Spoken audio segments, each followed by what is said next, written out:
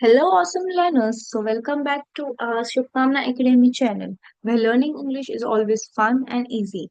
So, today in this lecture, we are covering three really interesting topics. First, unseen poems, second, clauses, and third is idioms and phrases. So, let's dive in and make a grammar magical. So, yes, what do you mean by unseen passages? Poems. These are poems you have never read before. Your task is to understand, analyze, and answer questions about them. These are the same types as we had in unseen passages like narrative poems, descriptive poems, and lyric poems. Narrative poems, which shares a story. Descriptive poems, which paint a picture with words. Lyric poems, which express feelings or emotions. So, how to read an unseen poems? Read it slowly, more than once. Look for the main idea and mood. Find keywords and repeated ideas. Understand the message and answer the questions clearly. So here I want to give you one tip that don't worry about tough words. Just focus on the feeling and meaning and you can answer it accordingly. Now we are diving into the clauses. So what do you mean by clauses? A clause is a group of words that has a subject and a verb.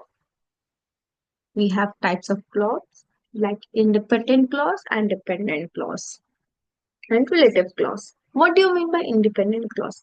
Can stand alone. Independent clause which can stand alone. Like, for example, I went to the store, right? That's an independent clause. Dependent clause needs more to make sense because I needed milk. Mister क्यों गया mister इसलिए गया क्योंकि मुझे milk चाहिए थे that's an dependent clause और relative clause gives extra information about a noun. Yes, relative clause means that gives an information about a noun or pronoun. Like the book that I read was interesting. Right. So here clauses help build stronger, more detailed sentences. Right? So this is what you mean by clauses. Now we are jumping into the idioms and phrases.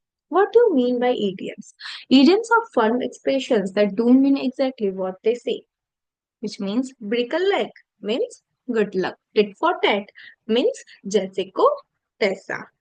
Bite off more than you can chew means take on too much work.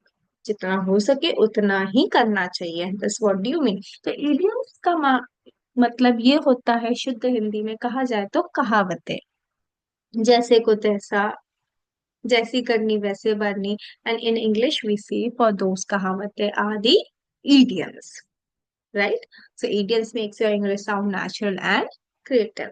What do you mean by phrases? A phrase is a group of words that works together as a unit in a sentence. What are the types of phrases? Prepositional and verb. In the park under the bridge. Verb phrase running quickly eating a sandwich. Right? So these are the phrases. So here phrases add details to your sentences without being complete thoughts. Yes.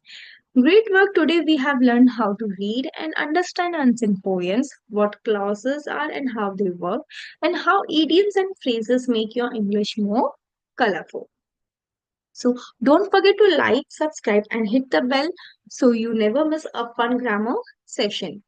Thank you for the watching. Learn smart, stay sharp, and see you in the next class.